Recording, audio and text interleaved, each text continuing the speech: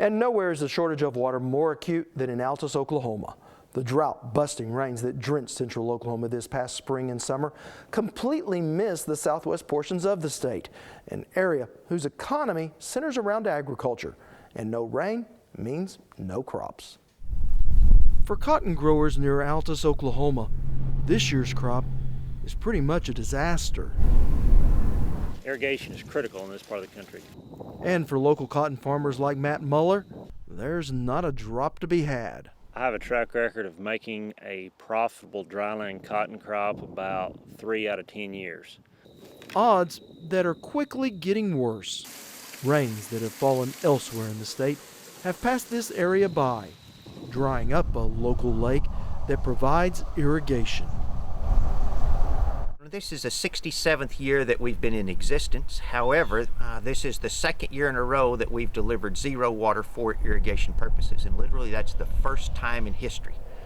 Prior to that point, we had delivered water every year, so this is certainly setting historic standards that an irrigated farmer doesn't want to be a part of. Tom Buchanan manages the Lugert-Altus Irrigation District and says lake levels are down by almost 90%. Sandbars now stretch into the middle of the lake with water levels almost 30 foot below the high water mark on the dam. And it's a problem that's been hard on wildlife here as well. When a golden algae bloom occurred earlier this summer, it almost destroyed the sport fisheries here on the lake. In fact, when the Wildlife Commission did a survey of fish here, they did not find a viable one in Altus Lugert. But it is the economic impact of a greatly reduced cotton crop that is hitting the town of Altus the hardest.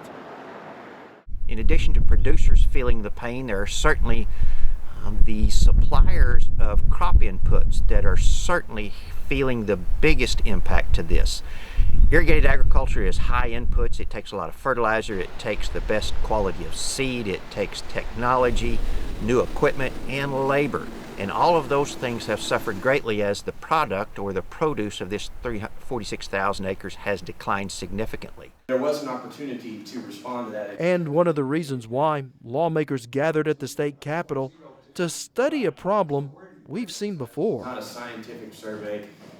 I think we've always reacted to drought rather than prepare for drought. I think as we hopefully learned what we learned with this drought, maybe going forward to hopefully maybe prepare for the next one.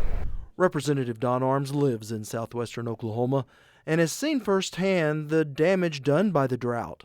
We can't fix this drought. I mean, we in government think we can fix anything. We can't. This is not something we can. This is a God thing. I mean, this is not the kind of thing we have any input on fixing. What we can do is manage, and that's what I think we need to learn to do. Is how do you manage this drought? How do you get producers through it? How do you get municipalities through it? Small towns. I think it's a management issue more than anything.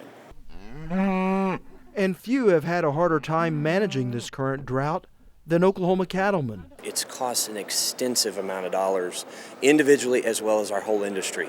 If you consider just the number of cows that we've sold and reduced our cow herd, Oklahoma's cow herd. Michael Kelsey heads the Oklahoma Cattlemen's Association and says for producers that have kept their cattle, feed costs have skyrocketed.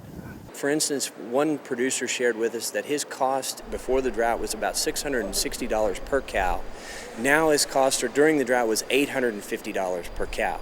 That's an extreme increase in the cost per cow. A rising cost that consumers may soon feel as a bump in prices at the meat counter. The drought is a gradual process in and it's a gradual process out. And those increased costs, those increased food costs are going to be long-term. Those won't be short-term.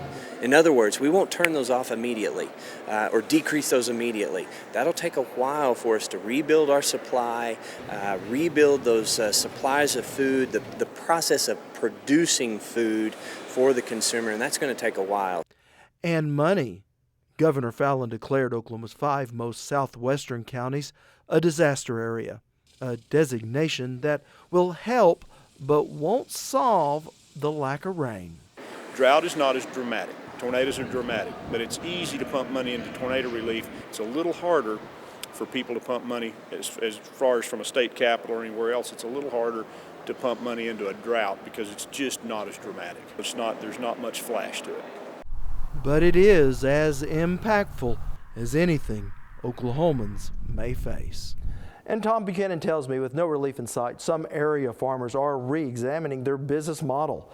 Cotton has been king in southwest Oklahoma, but cotton is a thirsty crop and needs irrigation to get the yields farmers depend upon.